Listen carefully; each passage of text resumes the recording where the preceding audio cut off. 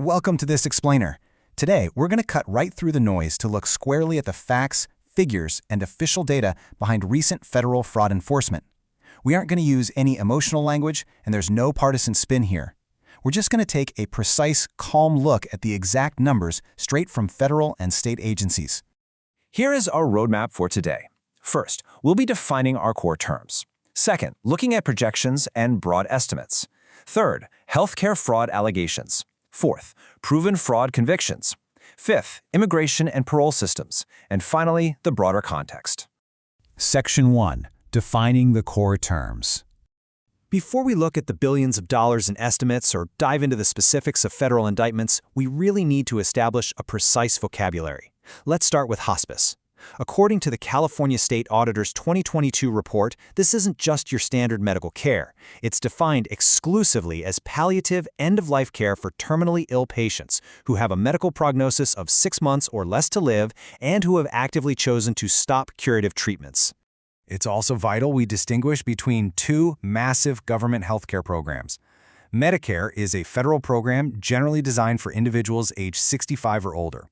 Medicaid, which is known as Medi-Cal in California, is a state-administrated program that generally serves low-income individuals. The funding streams for these two and exactly who oversees them are completely distinct. Moving over to immigration terminology, asylum is a very specific legal protection. Under U.S. immigration law, asylum can be granted to foreign nationals who are already physically present within the United States and who meet the strict legal definition of a refugee based on persecution. Then we have humanitarian parole. The U.S. Government Accountability Office, or GAO, makes a really clear distinction here. This is entirely different from asylum. It provides temporary permission to stay in the U.S. for urgent humanitarian reasons. Recently, specific parole processes were created that require applicants to have a U.S.-based financial supporter.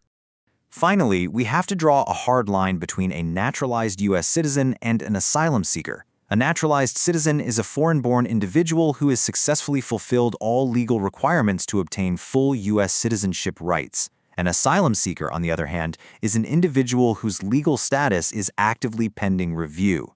Keeping these statuses perfectly clear is going to be essential when we start looking at Justice Department data. Section 2. Projections and broad estimates. With our definitions set, let's look at the macro view.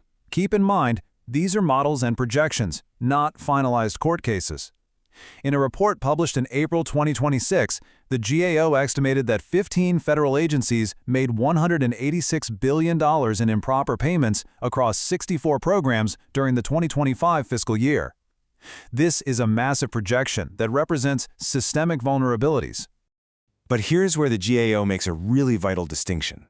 While that $186 billion figure is staggering, improper payments actually include vast amounts of administrative errors and accidental overpayments. All fraudulent payments are improper, for sure, but not all improper payments are the result of deliberate fraud. This is an absolutely crucial detail when we're trying to understand where taxpayer money is actually going. Looking at the state level, the first assistant U.S. attorney in Minnesota recently projected that out of $18 billion billed to 14 high-risk state Medicaid services, half or more, so potentially $9 billion could be fraudulent. However, as the prosecutor carefully noted, the exact amounts remain under active investigation. Right now, these are just projections based on identified red flags. Section 3. Healthcare fraud allegations. Transitioning from those broad estimates to active law enforcement operations, it is imperative to remember that in all these pending cases, the defendants are legally presumed innocent until proven guilty in a court of law. In Minnesota, the Department of Justice recently indicted several individuals. This includes 2 naturalized U.S. citizens who allegedly billed Medicaid $21.2 million through autism centers. Another indictment involves an alleged $22.7 million housing services scheme. Prosecutors also charged out-of-state residents from Pennsylvania who allegedly registered as Minnesota providers to exploit the system, a practice prosecutors actually labeled fraud tourism. But again, these are strictly allegations at this stage. Similarly, the California Attorney General announced Operation Skip Trace in April 2026. This operation charged 21 suspects with allegedly billing Medi-Cal $267 million.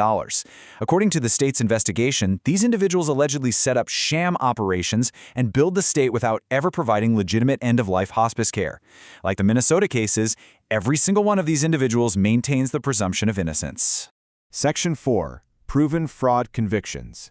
Moving past those allegations, we are now going to focus exclusively on proven facts where the legal process has completely concluded. To demonstrate the scale of actual, proven enforcement, the Department of Justice's fraud section successfully secured criminal convictions against 235 individuals nationwide in the year 2025 alone. That number reflects real cases that went through full trials or resulted in guilty pleas.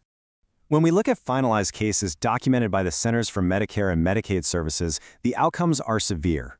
Recent proven convictions include a Louisiana hospice operator sentenced to 20 years in federal prison for an $84 million scheme.